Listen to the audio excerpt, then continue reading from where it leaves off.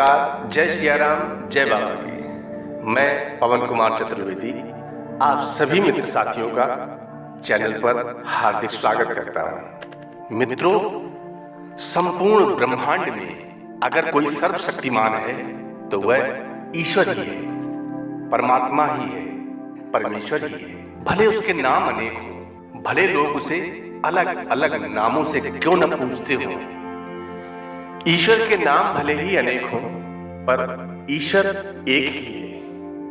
और उस परब्रह्म परमात्मा परमेश्वर की इच्छा के बिना एक भी पत्ता तक नहीं हिल सकता है। और ये बात समय समय पर सिद्ध होती रही है और होती रहेगी, क्योंकि ईश्वर भले ही प्रत्यक्ष रूप से हमें दिखाई न दे रहा हो या न देता हो, लेकिन अप्रत्यक्ष रूप से वह इस संसार के कण कण में बसा हुआ है। अर्थात जो ईश्वर इस संसार में समान रूप से घट घट में व्याप्त है, अर्थात कण कण में व्याप्त है, कण कण में बसा हुआ है, तो निश्चित तौर पर उसे देखा भी जा सकता है, उसे जाना भी जा सकता है, उसे समझा भी जा सकता है, और उसे देखते भी हैं, समझते भी हैं और जानते भी हैं। इस विषय पर गोस्वामी तुलसीदास जी लिखते हैं क्या कि हरि व्यापक सर्वत्र समाना, प्रेम से प्रकट होई मैं जाना। हरि व्यापक अर्थात हरि व्यापक सर्वत्र समाना और प्रेम से प्रकट होई में जाना। अर्थात वो परमात्मा, वो परमेश्वर इस संसार में सर्वत्र विद्यमान है, बस उसे प्रेम से जाना जा सकता है, प्रेम से देखा जा सकता है। अगर हम उसे प्रेम से देखते हैं तो वह हमें सर्वत्र दिखाई देगा। मित्रों, वैसे तो ईश्वर की कृपा सभी प्राणियों पर समान रूप से होती है, लेकिन कुछ विशेष लोग ऐसे होते हैं जो बहुत ही भाग्यशाली होते हैं, क्योंकि उन पर ईश्वर की विशेष कृपा होती है। और कुछ ऐसी शक्तियां उनके आसपास हमेशा विद्यमान होती हैं जो हर समय उन्हें सही मार्ग दिखाती हैं और हर मुश्किल में उनकी सहायता करती हैं। यही नहीं, ये ईश्वरीय शक्तियां कुछ ऐसे व्यक्तियों को चुनती हैं जो खुद भी सही मार्ग पर चलें और दूसरे लोगों का भी सही मार्गदर्शन कर सकें तथा उनकी सहायता कर सकें। लेकिन हमें कैसे पता चल सकता है कि किन व्यक्तियों के पास अलौकिक शक्ति है या कौन से व्यक्तियों पर ईश्वर की विशेष कृपा है? तो आपको बता दें कि हमारे प्राचीन ग्रंथों में कुछ ऐसे संकेतों के बारे में बताया गया है जिनसे हम बड़ी ही सरलता से या आसानी से समझ सकते हैं कि किन व्यक्तियों पर ईश्वर की विशेष कृपा तथा अलौकिक शक्तियां हैं। अतः आज के विशेषांक में हम उन 9 संकेतों के बारे में बात करेंगे जिनसे ये पता चलता है कि कुछ विशेष व्यक्ति ऐसे हैं जिन पर ईश्वर की विशेष कृपा है। अब पहला संकेत है, जिन व्यक्तियों के अंदर काम, क्रोध, ईर्ष्या, मोह माया, लोभ तथा अहंकार जैसी भावनाएं कदापि नहीं होती हैं, उन व्यक्तियों पर ईश्वर की विशेष कृपा होती है। ऐसे व्यक्ति व्यभिचार नहीं करते हैं, उन्हें क्रोध नहीं आता है, या यूं कहें अपने क्रोध पर काबू रखना आता है ऐसे व्यक्तियों को। और ऐसे व्यक्ति अपनी वाणी से कभी अपशब्द नहीं बोलते हैं। ऐसे व्यक्ति अपने मन में ईर्ष्या की भावना नहीं रखते हैं और दया और प्रेम की भावना से दूसरों के साथ पेश आते हैं। ऐसे व्यक्ति संतोष वृत्ति के होते हैं, यानी कि उन्हें किसी भी वस्तु का अत्यधिक लालच बिल्कुल नहीं होता है। उन्हें जितना प्राप्त होता है उसमें वह स्वयं को संतुष्ट मानते हैं।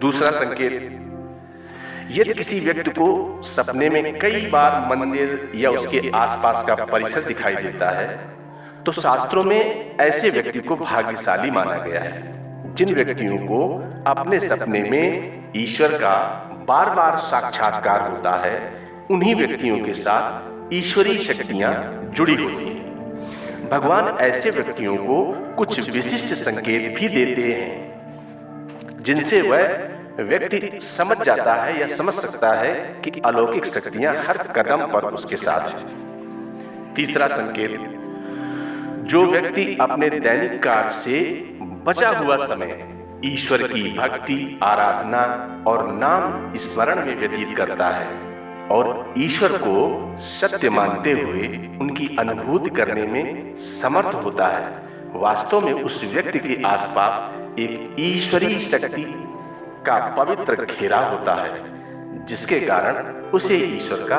आभास होता रहता है। चौथा संकेत, जो व्यक्ति समाज के प्रति अपना दायित्व समझते हुए सद्कार्य और पुण्य के कार्य करते हैं तथा मुसीबत में फंसे लोगों व गरीब और लाचार व्यक्तियों की यथासंभव सहायता करते हैं। आपदा व विपदा के समय मनुष्य तथा पशु पक्षियों की हर तरह से सहायता करते हैं तथा वृद्ध, असहाय और अपंग लोगों की समर्पित भाव से सेवा करना अपना कर्तव्य समझते हैं। ऐसे व्यक्ति वास्तव में समाज के लिए उदाहरण सिद्ध होते हैं।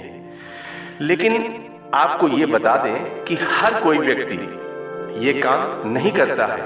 ये काम केवल वही व्यक्ति करते हैं जिस व्यक्ति के ऊपर भगवान की विशेष कृपा होती है, तभी उस व्यक्ति के अंदर ही ऐसे गुण उत्पन्न होते हैं। ऐसे व्यक्ति अंत में मोक्ष प्राप्त कर लेते हैं।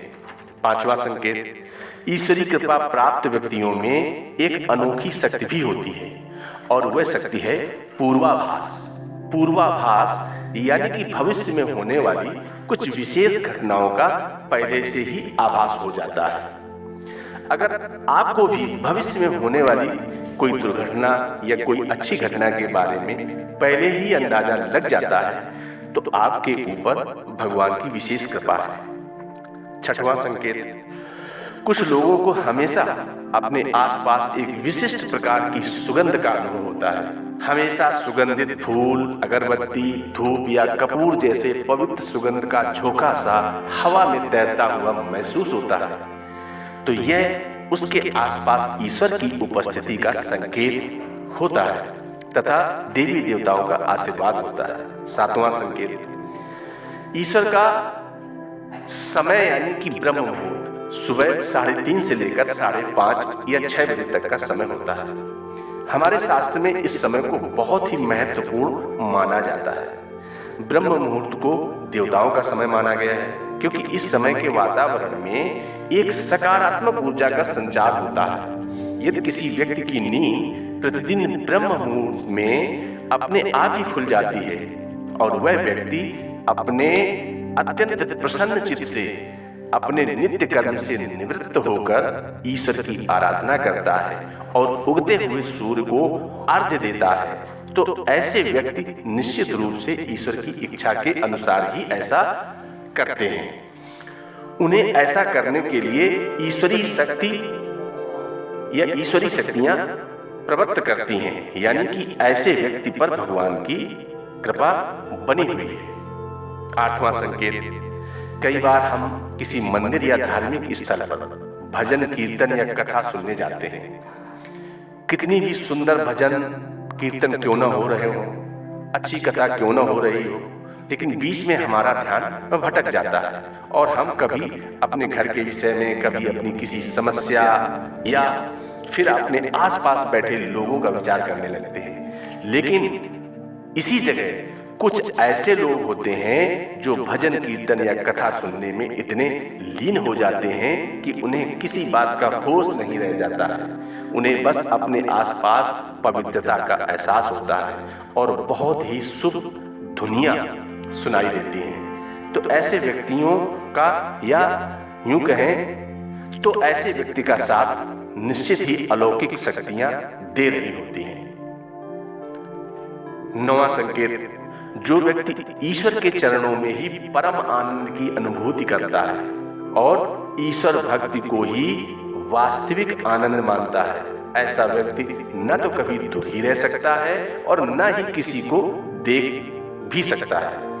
ऐसे व्यक्ति का मन और मस्तिष्क हमेशा शांत रहता है, जिससे वह कभी भी सत्य व सदाचार के मार्ग से विचलित नहीं होता है। यह उसे ईश्वर से मिला एक विशेष आशीर्वाद होता है, जिससे वह समाज में हमेशा मान और सम्मान प्राप्त करता रहता है। मित्रों, जैसे भगवान सूर्यदेव अपना प्रकाश सभी को एक साथ समान रूप से देते हैं, ऐसे ही वह सर्वशक्तिमान परमेश्वर भी सभी को अपनी कृपा देते हैं। लेकिन कुछ व्यक्ति ऐसे होते हैं जो अपने कर्मों के द्वारा ईश्वर के विशेष पात्र बन जाते हैं और ईश्वर की उन पर एक विशेष कृपा होती है और उसी कृपा से वो अपना जीवन धन्य बनाते हैं और साथ ही जगत का कल्याण भी करते हैं। नमस्कार, जय सिया राम, जय बाबा की।